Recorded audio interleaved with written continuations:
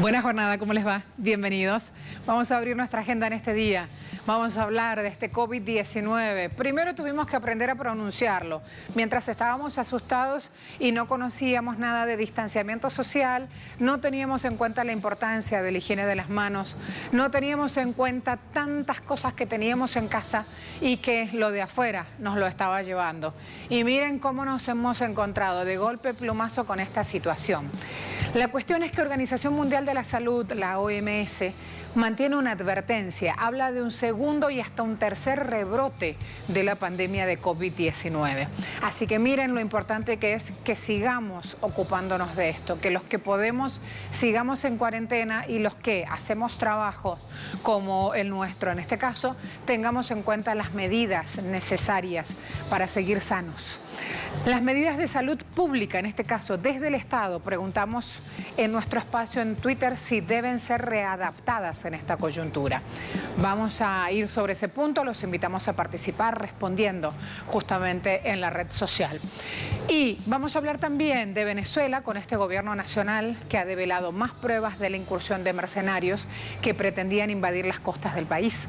Preguntamos, ¿Venezuela está a la vanguardia en el proceso de unificación y liberación de los pueblos de nuestro continente?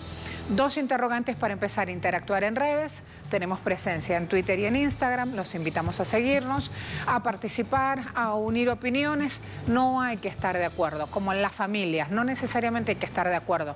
Hay que tener la posibilidad de expresar lo que nos pasa y cuando lo hagamos, hacerlo con el máximo respeto. Porque todas las opiniones son válidas y todas las opiniones son respetables si lo que traducen es un lenguaje justamente que estimula el compartir, el análisis de la opinión, o la posibilidad de intercambiar, de aprender justamente también a partir de las diferencias. Vamos a arrancar agenda, ¿qué les parece? La Organización Mundial de la Salud alerta sobre la relajación en algunos países con altos índices de contagios por coronavirus que podría causar un rebrote de la infección. La OMS estableció los 6 puntos que deben cumplir los países que levanten la cuarentena y hasta los momentos solo han cumplido uno de ellos, evidenciando que no están en óptimas condiciones para volver a la vida cotidiana. Varios países han asumido la política de desconfinamiento gradual, pese a no haber logrado fortalecer un sistema de salud eficiente que atienda la crisis sanitaria, así como la no existencia de una vacuna contra la infección.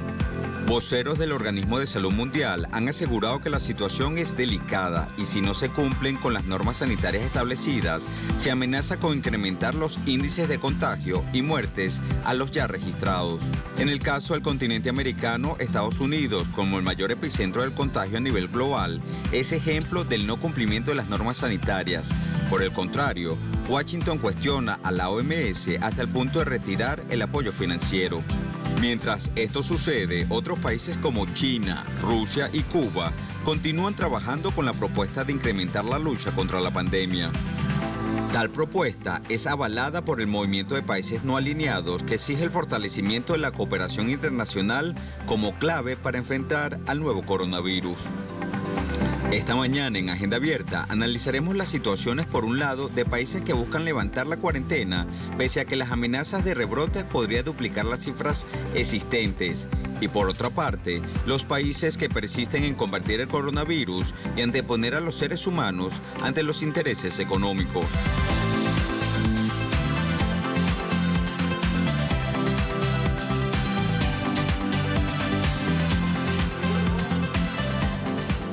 AIM dice Brasil, las muertes por coronavirus no paran de crecer. Autoridades sanitarias reportan 600 muertes el día martes, consecuencia de este rebrote justamente. Cantidad de casos confirmados fue de casi 7.000, lo que llevó el total a más de 114.000. Cifras de decesos como de transmisiones son las más altas de América Latina. Bolsonaro insiste de todas maneras en minimizar el impacto de la pandemia y en desalentar medidas de distanciamiento social. Allí entonces ese punto. Voy rapidito porque hay dos corresponsales esperándome. Eje central, Trump alienta el desconfinamiento pese a repunte de muertes. Pese a todo este panorama, Trump viajó a Arizona Fue a una fábrica de mascarillas, evitó ponerse una. Debemos abrir nuestro país, ha dicho, no podemos mantener nuestra economía cerrada por los próximos 5 años. Voy además a ver también otro portal a esta hora. Vamos a cambiarnos. RTV, el Producto Interno Bruto español podría caer 11,7% si hay un rebrote en otoño, lo dice la autoridad fiscal, una autoridad independiente de responsabilidad fiscal, así se llama, calcula esta caída del empleo equivalente a tiempo completo del 9,7%, en un escenario de menor impacto donde el confinamiento termina el 15 de mayo y la actividad se recupera de manera gradual. En suelo europeo se recupera de manera gradual ya ese espacio. Vamos a ver lo siguiente. Me cambio de espacio. Comisión Nacional de Salud de China, que dice, necesitamos mantenernos muy atentos y hacer que la prevención y el control de epidemias formen parte de nuestra agenda de trabajo regular mientras avanzamos en esfuerzos para reanudar producción y vida diaria. ¿Qué es lo que China está proponiendo al mundo? Unas medidas como no causar pánico, evitar desabastecimiento de productos necesarios, transparencia informativa, cooperación de la comunidad médica mundial, acceso a la salud, distanciamiento social. Esta medida es vital, fundamental justamente de llevar a cabo. Jorge Gestoso, de inmediato desde Washington, nos actualiza. Jorge, bienvenido. Muchas gracias.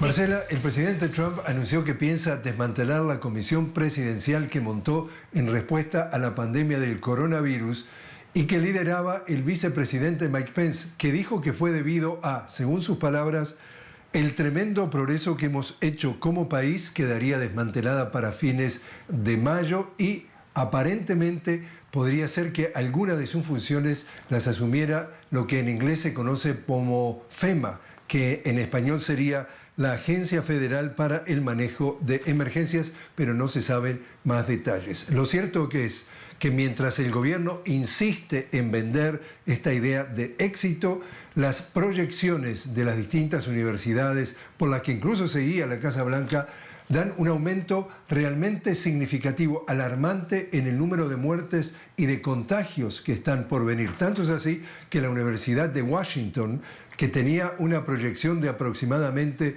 65.000 muertes para principios de junio, ahora duplicó esa cantidad a 134.000. Y el CDC, el Centro de Control de Enfermedades, hizo un modelo por el cual para junio, es decir, para dentro solo 3 semanas de aquí, que prácticamente habría 200.000 casos por día de contagiados y 3.000 muertos por día. Estamos hablando que para el mes de agosto podría haber por lo menos 300.000 muertos. Y casualmente lo muy preocupante de todo esto es que a medida que avanza la pandemia, queda cada vez más en claro el crecimiento que hay de las disparidades, de las desigualdades en el acceso al cuidado de salud dentro de Estados Unidos, sobre todo de las comunidades menos privilegiadas, y estamos hablando aquí de la comunidad hispana, la comunidad afroamericana, estamos hablando de la comunidad indígena, estamos hablando incluso en los casos de las penitenciarías. El tema es absolutamente agobiante. Nada más que un ejemplo, dentro de la comunidad indígena Navajo, que es la más grande del país, con 350.000 habitantes, es la que tiene el número per cápita más alto de contagios de coronavirus, que es el tercero en el país, luego de Nueva York y Nueva Jersey en cuanto al número de contagiados, y recibe apenas 1/3 de la ayuda del Estado en cuanto a sus programas de cuidado de salud. E incluso prácticamente el 50% de esa población no tiene acceso al agua potable. Y así también en el caso de la comunidad afroamericana e hispana, que en líneas generales representan en muchas de las grandes ciudades prácticamente el 30% de la población y son entre el 60 y el 70% de las muertes de esas ciudades. En definitiva, el hecho en el caso de la comunidad afroamericana y la comunidad hispana es que están en la primera línea. No se pueden permitir el lujo de quedarse en su casa a tratar de evitar los contagios o trabajar a distancia, porque tienen que salir a trabajar justamente por sus niveles de pobreza, su falta de ingresos, y están expuestos absolutamente a muchos más niveles de peligrosidad que otros sectores de la población. Así que, como dice el presidente Trump, él sigue vendiendo la idea de éxito, a pesar que incluso la gran mayoría de los estadounidenses, según una encuesta del Washington Post y de la Universidad de Maryland, están en contra de la apresurada reapertura de la economía que insiste el presidente Trump en hacerlo, porque ve que con eso sus posibilidades de reelección están más cerca. Volvemos contigo. Muchas gracias y rápidamente me voy a Sao Paulo con Nacho Lemus. Nacho, ¿estás listo? Vamos. Buenos días. Al cierre de la jornada del martes, los datos del Ministerio de Salud de Brasil han registrado 600 nuevas muertes por coronavirus. Ha sido un récord absoluto en el número de muertes en 24 horas por coronavirus. El total ya es de 7.921 personas fallecidas por causa del COVID-19, pero hay que recordar que en cuanto a estas 600 nuevas muertes, solamente 25 se deben a personas que han muerto en las últimas 24 horas en relación al cierre de la jornada del martes. Lo cierto es que hay otras muertes que han sido detectadas a partir del análisis de los testeos. Estos testeos se han analizado con demoras y por eso se han registrado las muertes con cierta demora. Lo cierto es que de cualquier manera hay 600 nuevos casos de coronavirus en Brasil, un récord absoluto en los registros en 24 horas. Es el tercer mayor país en número mundial de casos de contagio registrados en 24 horas. Brasil también hasta el martes al final de la tarde. Y según datos del Ministerio de Salud, hay un registro de cuatro veces mayor de síndrome de aguda respiratoria en Brasil sin diagnosticar por falta de testeos. Entonces, las sospechas sobre el aumento exponencial de casos en relación a los números presentados por el Ministerio de Salud con los números reales son muy grandes. Hay un crecimiento de los casos de internación por síndrome aguda respiratoria del 100% hasta abril. En relación a la media de los últimos 10 años, denunciaba el Instituto Fiocruz, y estos casos no son testeados como casos y no tienen diagnóstico de coronavirus ante la falta de casos en Brasil. El Ministerio de Salud había prometido 46 millones de kits para testeo. Lo cierto es que hasta el momento hay un 11% de estos kits entregados a los gobiernos de los estados brasileños, y es por eso que no solamente falta testeo para tener números exactos sobre la cantidad de personas que están infectadas con coronavirus, sino que esas personas no saben que están infectadas, sus familiares tampoco saben que están infectados, y además es muy difícil llevar a cabo políticas públicas sin un número real sobre los casos de personas infectadas. Un último dato es que la Universidad de Sao Paulo, en el municipio de Ribeirão Preto, afirma que en comparación con los datos de Corea del Sur con Brasil, hay una estimativa de cerca de 1 millón a 1,5 millones de personas infectadas con coronavirus, muy por encima de los números que son presentados por el Ministerio de Salud, que afirma que hay un poco más de 100.000 personas infectadas. Entonces, un escenario muy preocupante, no solamente por el avance del coronavirus, sino porque no hay datos reales con los que trabajar para los gobiernos de los estados. Y por otro lado, falta testeo, y eso lleva a la diseminación, a las facilidades en la diseminación del coronavirus. Estudios. Muchas gracias. De inmediato me voy con Francisco Coloane, sociólogo, político, analista de trayectoria internacional. Francisco, buen día. Buen día, Marcela. Gracias. Gracias a ti por atendernos hasta ahora. Estamos viendo que Organización Mundial de la Salud en principio desestimó falsas acusaciones, dice la organización, por parte del gobierno de Estados Unidos acerca de las medidas y los tiempos que se ha tomado justamente a la hora de mover su maquinaria sanitaria en pos de combatir el COVID-19. ¿Cuánto todavía falta por decir justamente de este entramado político mientras los ciudadanos esperamos buenas novedades desde la industria farmacéutica ya? Muy complicado porque efectivamente, de alguna manera la OMS creo que declaró la pandemia un poquito tarde. Lo dije, no puedo desdecirme. respecto a eso. Sin embargo, la demora es por un tema de averiguación de datos, porque también hay que pensar con mucha claridad de que la OMS tiene un sistema de monitoreo de alerta temprana a nivel global y eso tiene que asesorarlo bien. No tanto por la demora de China, porque esa demora de China, lo sabemos muy bien, respondía a una estrategia militar. China se sintió, digamos, no acosada, sino que intervenida por un virus, militarmente hablando, en una guerra híbrida, una guerra biológica, y eso lo declararon al quinto o sexto día los dirigentes chinos a partir de noviembre, a fines de noviembre. Gradualmente se fue montando una información respecto a un contagio universal, digamos, en otras palabras, que el virus iba a empezar a expandirse globalmente. Todo eso la OMS tiene la responsabilidad de estudiarlo. Y efectivamente demoró un poco, yo diría unas 2 semanas, en declarar esto una pandemia. Porque declarar una pandemia a nivel global, ese es el concepto, es una responsabilidad muy grande, que efectivamente es lo que estamos viendo hoy día, 4 o 5 meses después de noviembre, de los primeros anuncios dentro de China de esta existencia de este virus dentro del cuerpo humano, por decirlo de alguna manera, y con posibilidades de expandirlo. Ahora, déjeme hacer una reflexión que la gente se olvida.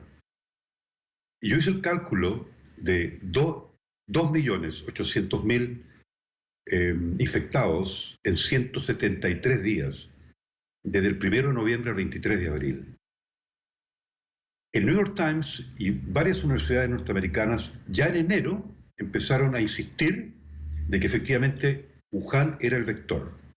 Que ese es el tema central. ¿Wuhan es el vector o no es el vector de 2.800.000 contagiados en 173 días en 200 países, yo calculo 2.000 localidades, teniendo en cuenta que hay localidades distribuidoras internas, Nueva York, norte de Italia, España, etc. Es imposible, y yo hice el cálculo, con un par de universidades que hicieron el cálculo de la cantidad de viajes desde Wuhan, la cantidad de desplazamiento de personas, ¿no es cierto?, desde Wuhan, en todo un periodo, ellos lo hicieron en enero, y eso es muy precipitado, cuando hicieron el cálculo que efectivamente era posible contagiar desde Wuhan como el vector principal. ¿Por qué le digo esto, Marcelo? Porque aquí hay toda una especie como de discusión dentro del positivismo científico de que si es laboratorio, si no es laboratorio, si es natural, si no es natural. Aquí el término son cifras muy duras. 2.800.000 contagiados en 2.000 localidades en el mundo, o 200 países, en 173 días no se sostiene. Esto fue, ¿no es cierto?, viralizado, el virus, valga la redundancia, distribuido, repartido antes de Wuhan. Es decir, Wuhan no es el vector principal. Eso hay que decirlo con mucha claridad. Y si hay dudas, estúdienlo, investíguenlo a partir de esa circunstancia. Es decir, es posible contagiar hoy, estamos en 3,5 millones, ya vamos en el 5.º mes, por decirlo, noviembre, diciembre, enero, febrero, marzo, 6.º mes, ya, con abril incluido. Es decir, 3,5 millones de contagiados a nivel global desde el vector Wuhan. Ahora, la OMS tiene que operar en base a esas realidades, a las realidades estadísticas que le están entregando los países, que a veces es un under-reporting, es un subconteo, es una subevaluación de efectivamente la cantidad de contagiados. Entonces, para la OMS es muy delicado porque por una parte tiene que trabajar con la información de los países y también tiene que cerciorarse de que esa información es cierta y es verdadera. El futuro, la discontinuidad, es decir, la apertura, digamos, para normalizar la vida económica de los países, a mí me parece que es una locura, definitivamente, es demente, yo creo, no está en favor de contener la pandemia.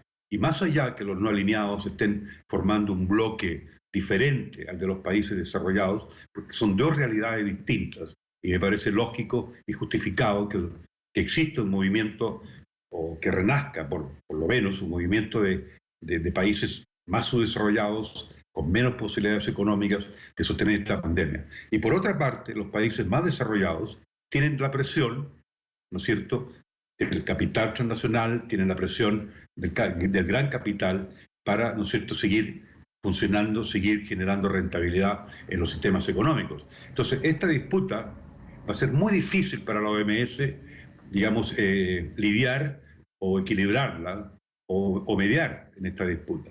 Y de ese punto de vista, a mí me parece que Naciones Unidas en general, como organismo, no la OMS, el sistema de Naciones Unidas como tal, desde la oficina del secretario general, debería tener un rol más activo. A mí me da la impresión de que ellos se están reservando para las circunstancias aún más dramáticas. Digamos, por ejemplo, la amenaza de Estados Unidos de atacar a China, digamos, militarmente hablando, en forma más convencional, digamos las cosas como son, con una herramienta, con un arma nuclear. Digamos, Pompeo ha sido muy abierto y claro en eso, de que todas las posibilidades están sobre la mesa. Siempre hacen lo mismo Estados Unidos cuando, ¿no es cierto?, establece una divergencia drástica, en este caso una contienda con China. Entonces, para la OMS es muy difícil estar lidiando con elementos que son técnicos, de datos duros, de realidades objetivas respecto a una pandemia, y al mismo tiempo el clima político, que no está claro, está muy disperso, hay una división global respecto a los distintos intereses entre países que necesitan salvar vidas. En el caso de Chile, hay una tendencia mayoritaria en la población de que la vida es más importante que la economía. Es como hacer la mixtura del interés económico, ¿no es cierto?, no sobresea o no anule o no cancele el interés por la vida. Entonces, este es un dilema que la OMS queda corta, digamos, con su poder, porque ellos son técnicos en el fondo, más que un organismo político. Y en ese sentido, también ha habido un vacío de liderazgo a nivel global. China, en este caso, no puede ser un mediador, porque él ha sido víctima de un ataque. Esta es mi postura, otros dirán otra cosa. Ellos han sido víctimas de un ataque biológico, por lo tanto no puede ser un actor que medie. Sin embargo, ellos han liderado el tema de combatir la pandemia. Y quiero insistir en el discurso de George W. Bush, un discurso sorprendente, en donde él dice que aquí no hay partisanismo político. Aquí lo único que interesa a nivel de Estados Unidos, habla él, es combatir la pandemia. No hay que politizarlo de alguna manera, dice, y entrega una señal de alguna manera a la Casa Blanca de no entrar en aventuras belicosas de otro tipo. Es interesante la actitud de George Bush, y lo digo con interés, digamos, de que se divulgue, porque si George W. Bush, que no respetó ninguna regla e invade Irak en el año 2003, recapacita después de muchos años y él piensa de que otra aventura militar de Estados Unidos en este momento en donde hay una pandemia, que es un tema global muy dramático, digamos, el mundo está semi-paralizado hoy día, y Estados Unidos es el centro del mundo. Y obviamente que esta disputa, y muy interesante lo que dice el colega Gestoso, en el sentido, claro, Estados Unidos tiene la presión de reabrir la economía, por decirlo de alguna manera, y de que se vuelva a una cierta normalidad para que el sistema económico empiece a generar las rentabilidades que lo sostiene. Sin embargo, está el tema ético de la defensa de la vida. Y el discurso de Bush es bien claro en el sentido de que hay que combatir la pandemia. No sabemos si la apertura económica que se está haciendo en Europa y otros países va en la dirección adecuada, en un equilibrio entre abrir la economía, normalizar gradualmente la vida de las personas desde el punto de vista económico y que esté acompañado por, ¿no es cierto?, por medidas de combate a la pandemia. En circunstancias que se ha visto que, con algunas excepciones, todos los estados han demostrado falencias, fragilidades respecto de enfrentar, en términos médicos, en términos de salud pública, esta pandemia. Muchas gracias. Por eso preguntamos en redes sociales, luego de escuchar el punto de vista de nuestro invitado, las medidas de salud pública deben ser readaptadas en esta coyuntura. Y ustedes dicen sí en 86,1%, no 7,7% y no sé 6,2%. Quiero mostrarles algo que hasta ahora está pasando. Mientras escuchaba al invitado, veíamos la cantidad de información que tenemos aquí. Esto está ocurriendo ahora, señores. Ya en Venezuela se está hablando de esto. hay en redes sociales justamente pronunciamientos, tweets que indican que se espera en Maiquetía justamente este vuelo procedente de Chile, con personas que no han pagado ni un centavo por retornar a su país. Me refiero, venezolanos en Chile que regresan a su patria. Embajada de Venezuela en Chile realiza pruebas rápidas de COVID-19 a venezolanos para que puedan embarcarse en el vuelo llamado Vuelta a la Patria. Miren las imágenes, no solo se trabaja aquí adentro del territorio nacional, siguiendo recomendaciones de OMS, muy atentos a la importancia de hacer los testeos.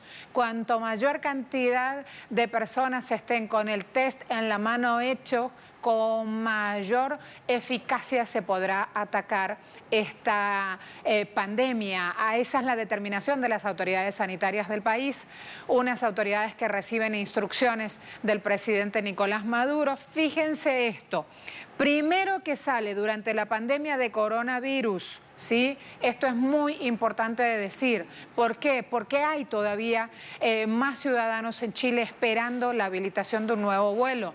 Allí, fíjense, familias completicas, ponemos esta imagen con la niña ahí para que sepan, y qué bueno quien la está viendo en casa. Miren, imagínense a la abuela, a los familiares en Venezuela que se encuentran a su niña frente a la tele, con todo este diagnóstico sanitario, con un vuelo gratis que pone el gobierno nacional. El que quiere volver a casa tiene la posibilidad de hacerlo, gobierno de Nicolás Maduro.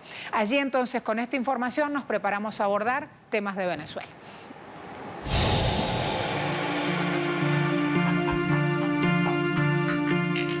El gobierno venezolano denunció una incursión marítima la madrugada del domingo 3 de mayo, que pretendía ingresar grupos paramilitares al país para asesinar a líderes políticos y realizar actos de sabotaje contra algunas instituciones. Junto a los hechos del domingo, las autoridades de Venezuela anunciaron la detención de 2 ciudadanos estadounidenses dentro de un grupo de mercenarios que fueron capturados el lunes 4 de mayo en la localidad pesquera de Choao.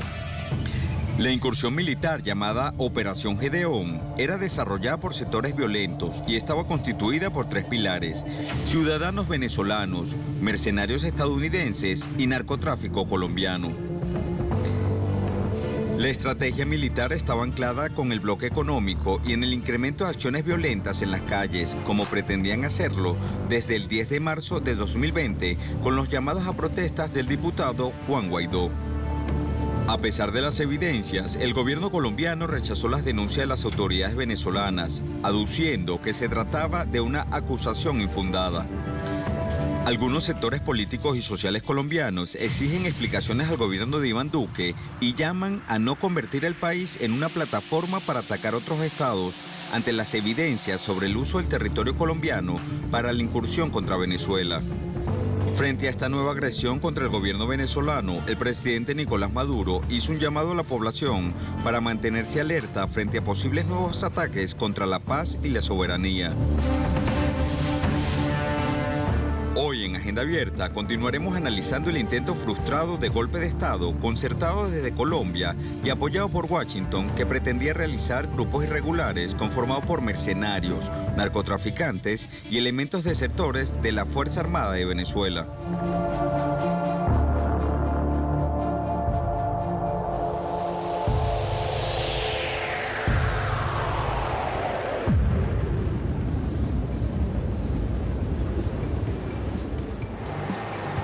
El hijo de Baduel en imágenes.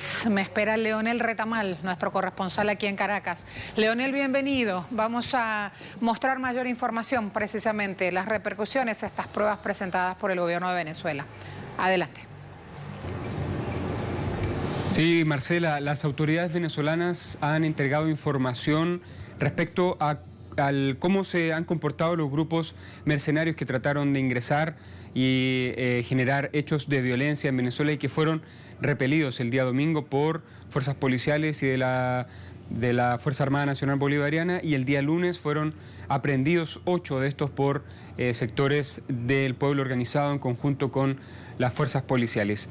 Han dicho que esto viene de un nexo que había denunciado ya previamente el gobierno venezolano el 25 de marzo determinando puntos exactos, 3 campamentos en Colombia. Llegaron en esa ocasión las coordenadas precisas, los líderes y los seudónimos que se manejaban en ese minuto de los entrenadores estadounidenses que estaban jugando un rol de entrenamiento con desertores venezolanos y las intenciones que tenían.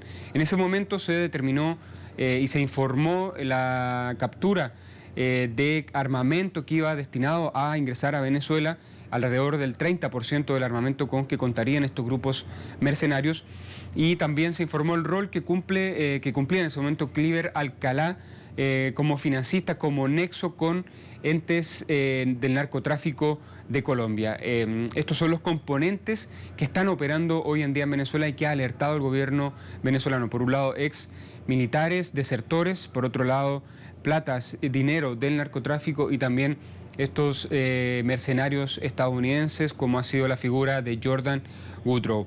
Durante la jornada también del día de ayer se entregaron informaciones de nuevos operativos, detenciones y pesquisas que se están haciendo en todo el litoral costero de Venezuela, de este a oeste, para determinar posibles individualidades o grupos que estén operando en la zona y que pudieran seguir adelante con este plan, a pesar de ya haberle dado el gobierno y las entidades de seguridad un golpe fuerte a las intenciones que tenían.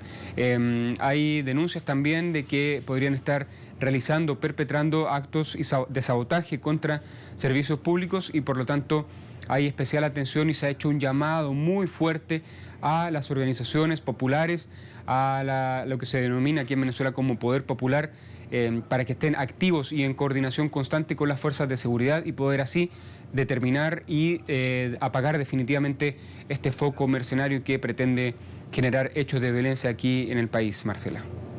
Muchas gracias. De inmediato a Cuba, autoridades sanitarias reportan información a esta hora.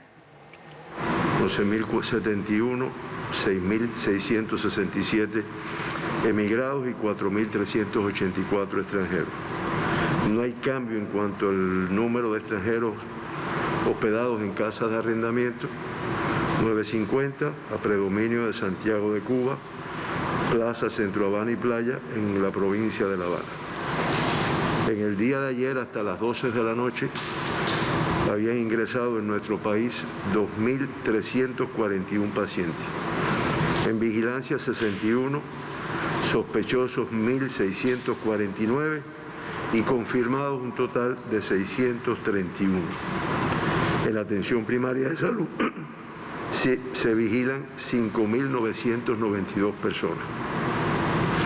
En el día de ayer se procesaron 1.937 muestras para detección de la COVID-19, 877 en el IPK, 375 en el Laboratorio de Biología Molecular del Centro Provincial de Santiago de Cuba, 325 en el de Villa Clara, 158 en el de La Habana, en el Laboratorio de la Defensa Civil de nuestro país, 110, en el Centro de Ingeniería Genética y Biotecnología, 92. Como el resultado del análisis de las 1.937 muestras, se detectaron 18 muestras positivas. Esto hace que tengamos ya un acumulado de 59.648 muestras realizadas y 1.703 casos positivos, o sea, el 2,9% de las muestras procesadas en nuestro país han resultado positivas al COVID-19. Los 18 nuevos casos confirmados en el día de ayer, todos son cubanos. De ellos, 12, o sea, el 66,6%, son contactos de casos confirmados.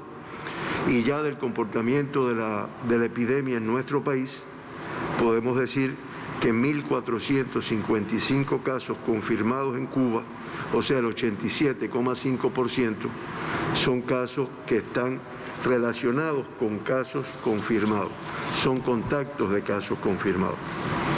En el día de ayer en 3 no se precisó la fuente de infección y en el acumulado de nuestro país hay un total de 78 casos confirmados en los cuales no se ha podido precisar la fuente de infección.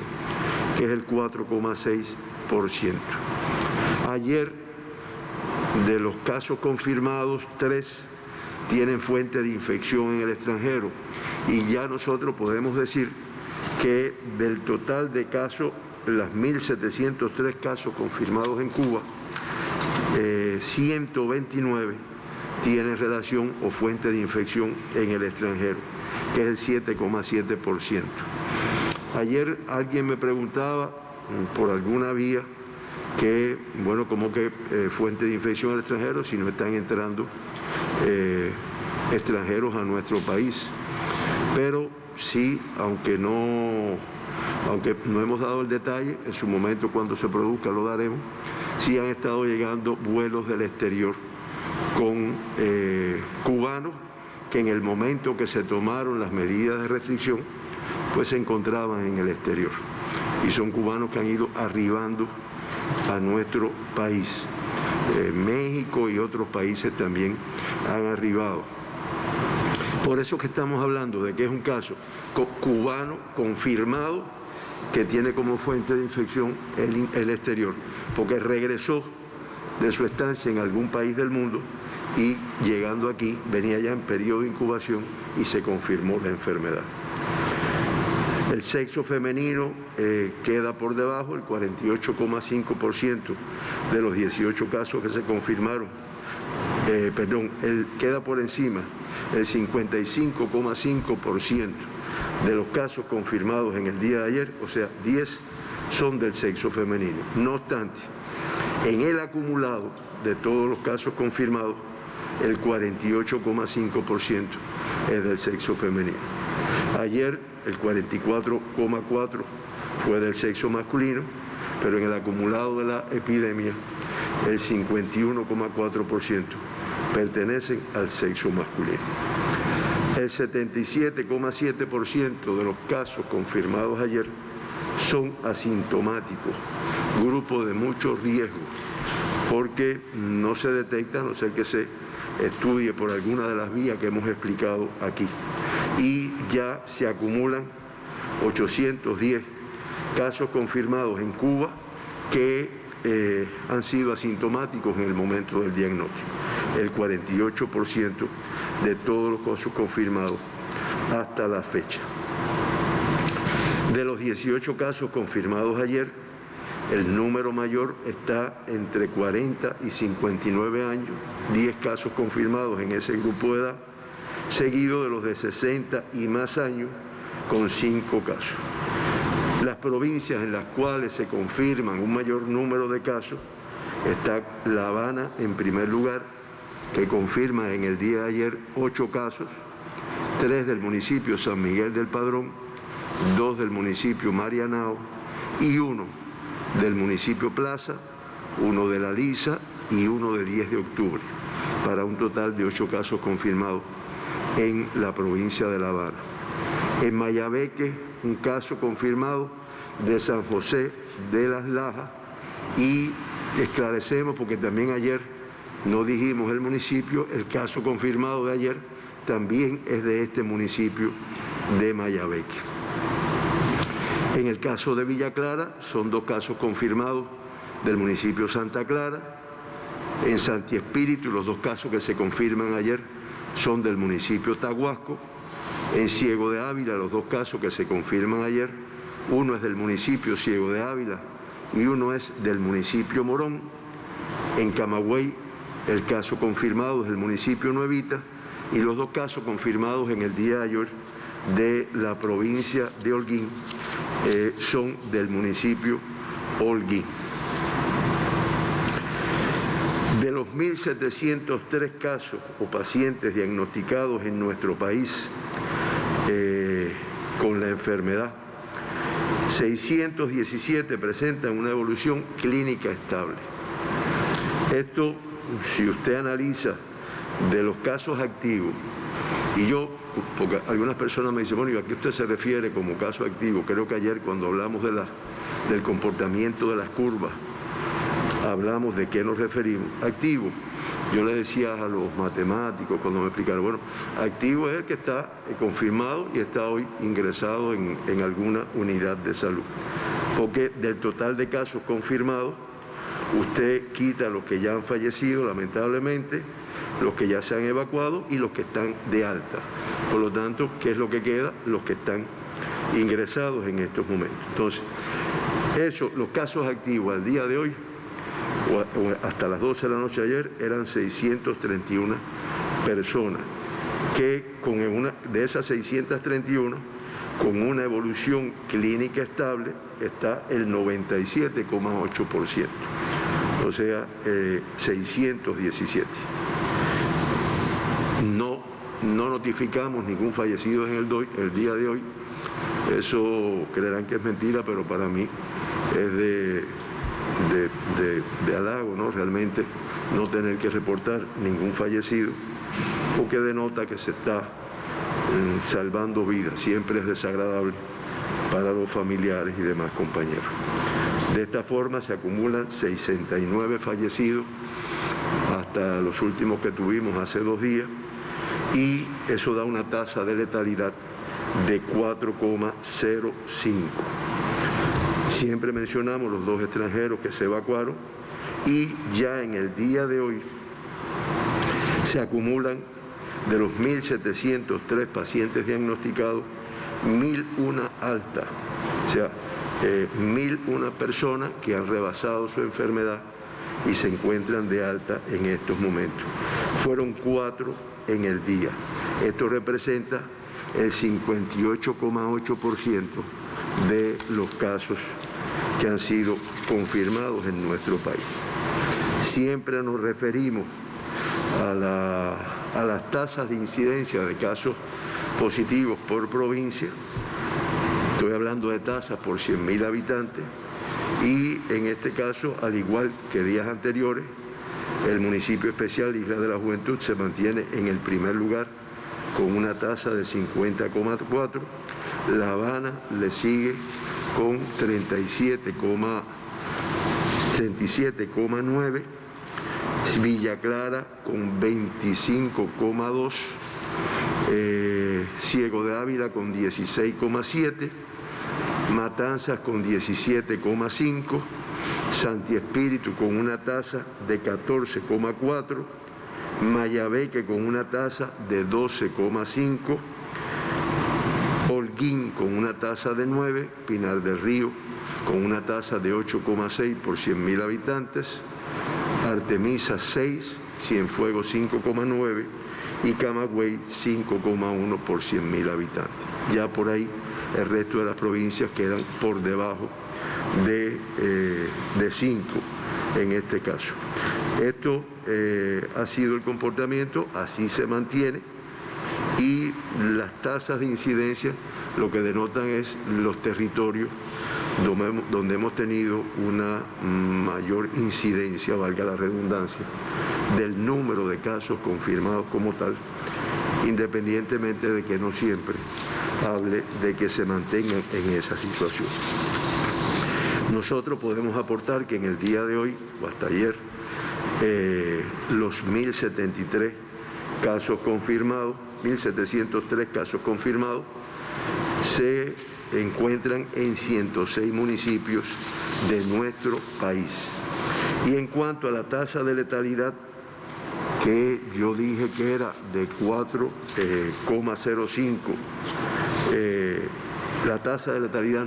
la letalidad en nuestro país era de 4,05%. Hasta el día de ayer, la letalidad en la región de las Américas es de 5,76.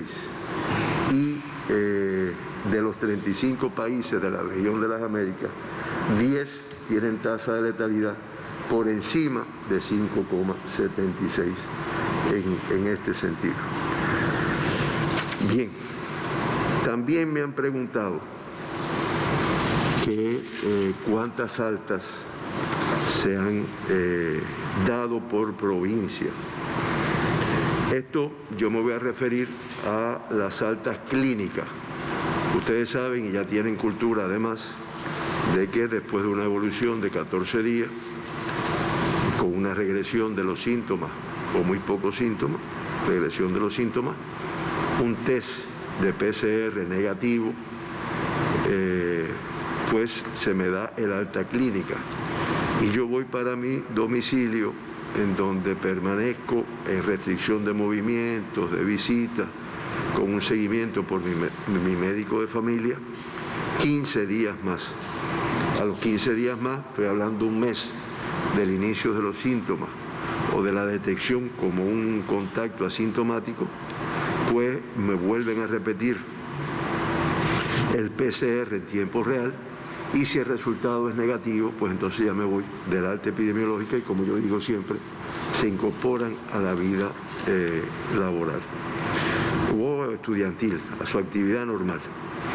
En el caso de Pinar del Río ya acumula 31 altas hasta el día de ayer. En el caso de Artemisa, 28. La Habana, ya 409 personas han sido de alta, dados de alta. En Mayabeque, 18. En Matanzas, 52. En Villa Clara, 158. En Cienfuegos, 11. En Santi Espíritu, 54. En Ciego de Ávila, 72. En Camagüey, 35. En Las Tunas, 8. En Holguín, 59. En Granma, 10. En Santiago de Cuba, 35. En Guantánamo, 3. Y en el municipio especial Isla de la Juventud, 18. Para un total de 1.001 altas, que, como dije yo inicialmente, representa el 58,8% de los 1.703 casos que se han confirmado en nuestro país. En el día de ayer, este es el total, hasta ayer a las 12 de la noche, se produjeron 47 altas. Y un poco que recordando la curva del pico, que es lo que más pregunta la población, ¿no? La curva que pusimos en el día de ayer del comportamiento de la enfermedad, hoy es el quinto día en el cual tenemos más altas que el número de casos que se confirman como tal, lo cual da un balance negativo. Reitero, conservamos la curva, ¿no? O sea, ya hoy es el quinto día en el cual seguimos bajando y que, como yo digo, ninguna confianza en relación con este comportamiento, porque de momento se produce un evento como los que hemos tenido y nuestra población lo ha estado al tanto porque se ha dado la información. Ayer nuestro ministro en la mesa redonda hablaba de todos los eventos que hemos tenido en el país, un total de 42, de los cuales se han cerrado 11 eventos y se piensan cerrar más en estos momentos, pero de todas formas un evento por un descuido, por una medida de no protección o no restricción de las que están planteadas, puede conllevar a que se produzca un incremento, que sabemos que todos los cubanos vamos a trabajar para que eso no se efectúe como tal. Hoy, hasta ayer, tenemos 4 críticos y 10 graves. Lamentablemente, un crítico más y 5 graves más como tal. De los 4 críticos, son casos confirmados de la provincia de Villa Clara o en la provincia de Villa Clara. 2 se encuentran en el Hospital Celestino Hernández y 2 en el Hospital Militar Manuel Fajardo. Se incorporó en el día de ayer un caso crítico que está en el Hospital Manuel Fajardo de Villa Clara, caso crítico de esta provincia.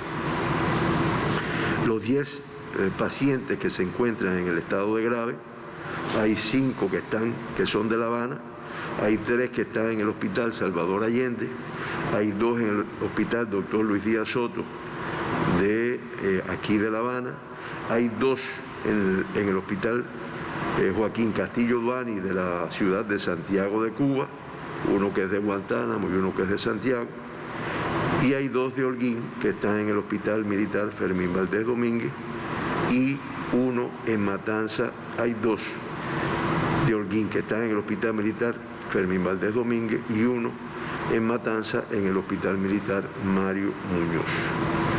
Se incorporaron lamentablemente 5 personas al estado de gravedad ayer, que son los que dos pacientes que se incorporaron al Hospital Salvador Allende, uno al Hospital Dr. Luis Díaz Soto y uno al Hospital Militar Manuel Fajardo de Villa Clara y uno al Hospital Fermín Valdés Domínguez de Holguín. Esa es la situación, reitero, de los críticos y los graves. Nuestros especialistas, además está decirles que hacen todo lo posible, como se ha hecho con prácticamente no con todos los casos, por su recuperación y que desaparezcan estos estados que a veces lamentablemente conllevan a un desenlace fatal. Hasta el 5 de mayo se reportan 184 países con casos de COVID-19, con 3.544.222 casos confirmados, 76.901 en un solo día y 3.998 fallecidos en un solo día, para un total de 250.977 fallecidos. Eso da una letalidad en el mundo de un 7,04%, 0,8%. En la región de las Américas, muy específicamente, ya se acumulan 1.513.928 casos confirmados, 37.986 en un solo día. Ya representan el 42,72% del total de casos reportados en el mundo. Y se acumulan un total de 87.232 fallecidos, 1.972 en un solo día y una letalidad, como yo había dicho anteriormente, de un 5,76%.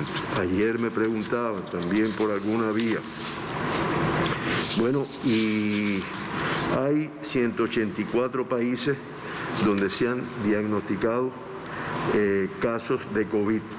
¿Cuáles son los que no han notificado ningún caso de COVID o no lo han detectado o no lo tienen?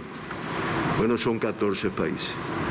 Está Corea del Norte, está las Islas Marshall, las Islas Salomón, Kiribati, Lesoto, Micronesia, Nauru, Palaos, Samoa, Tayikistán, Tonga, Turkmenistán, Tuvalu y Vanuatu.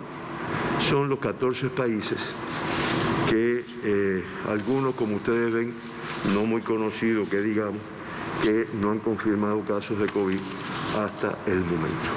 Es la información que teníamos que brindar y bueno, escuchamos las preguntas que puedan existir. Doctor, comenzamos entonces la ronda de preguntas. Solo tenemos una pregunta hoy y nos la envía el periódico Granma. Dice: la expansión de la COVID-19 en Cuba destaca por estos días a la epidemiología como especialidad de la medicina imprescindible. Entonces, ¿con cuántos epidemiólogos cuenta Cuba?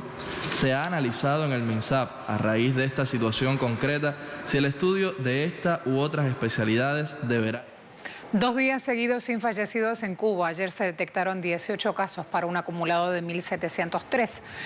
810 de ellos son asintomáticos, decían las autoridades. El aislamiento sigue siendo la vacuna más efectiva. Vamos a retomar nuestra agenda abierta con un airecito nuevo, porque sin duda es una muy buena noticia la que termina de darse para el pueblo mexicano. Vamos a ver, para el pueblo cubano, digo, vamos a ver cómo está el pueblo mexicano, porque me está esperando Eduardo Martínez. Eduardo, bienvenido. Hola, muy buen día. Un saludo para ti, un saludo para todo el auditorio de Agenda Abierta. Efectivamente, en México continúa esta fase 3 de la contingencia epidemiológica. Sin embargo, también en esta misma semana, en estos días, se está registrando la etapa más crítica de la epidemia, de acuerdo con los cálculos que realizaron el equipo de especialistas y científicos que tienen a su cargo la emergencia sanitaria. Estamos hablando de que durante estos días, entre el 6 y el 8 de mayo, se estará registrando el mayor número de contagios, además de que también, por consecuencia, se estarán registrando el mayor número de muertes. Estamos hablando de que el día de ayer por la noche las autoridades de salud daban a conocer que se tienen confirmados 26.050 casos de COVID-19 y desafortunadamente han fallecido 2.507 personas como consecuencia de haber sido contagiados por el coronavirus SARS-CoV-2. Cabe mencionar que se ha batido ya una cifra récord, sobre todo porque entre el 4 y el 5 de mayo murieron 234 personas. En este caso también llama la atención cómo va incrementándose la ocupación hospitalaria en el país. Se han ocupado ya el 31% de las camas que han sido destinadas para atender a pacientes con COVID-19, mientras llama la atención lo que ocurre en la capital mexicana, donde la tasa de ocupación hospitalaria ya llega al 69%. La red de hospitales que se habían destinado para atender exclusivamente a pacientes con COVID-19 creció en una semana de 5 nosocomios a 9 hospitales. Esta situación sin duda alguna llama la atención porque la capital mexicana continúa siendo el epicentro de la epidemia en México. Sin embargo, también hay otros 4 focos que llaman la atención y tienen en alerta a las autoridades sanitarias, que se distribuyen en los estados de Yucatán, en Tabasco, además también en el norte, en las ciudades de Tijuana y también en la ciudad de Culiacán, en el estado de Sinaloa, y algunos puntos en el estado de Tamaulipas. Esta es la situación que hay hasta este momento respecto a la pandemia y cómo se vive acá en territorio mexicano.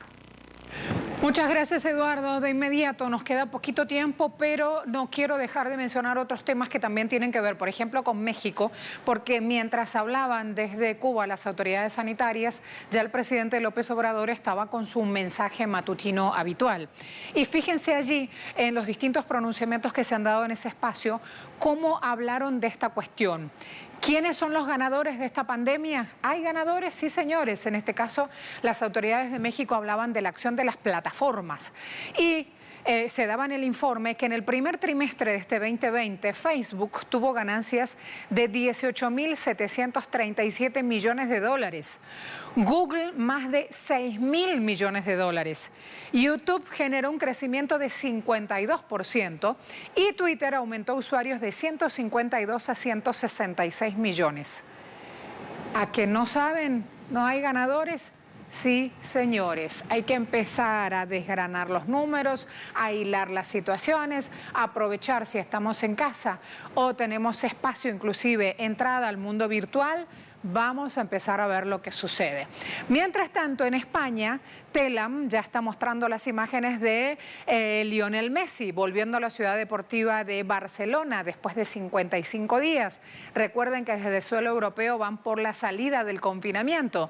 Entonces es así que ya la gente del Barcelona le ha hecho testeos.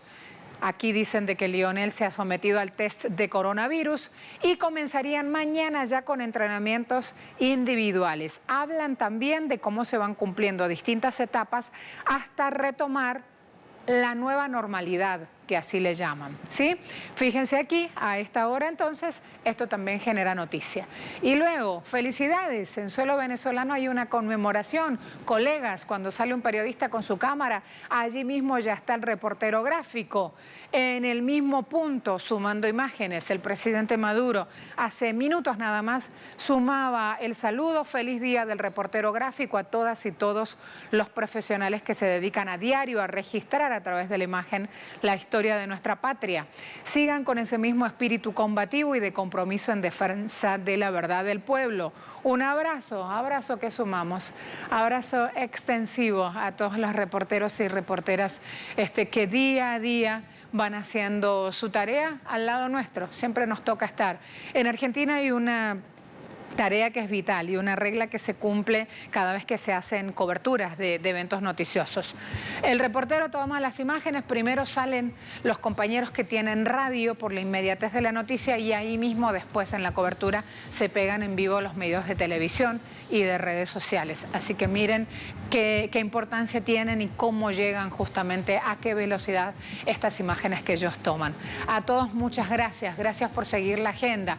A los que dicen qué lástima, quedan algunos minutos allí que ahora cubren con la agenda sanitaria de Cuba. Sí, es verdad, pero piensen, nos potenciamos porque esto implica un desafío en menor tiempo mostrar la mayor cantidad de hechos en nuestra pantalla. Gracias a todos. Los veo en un ratito nada más, media hora con Impacto Económico al aire.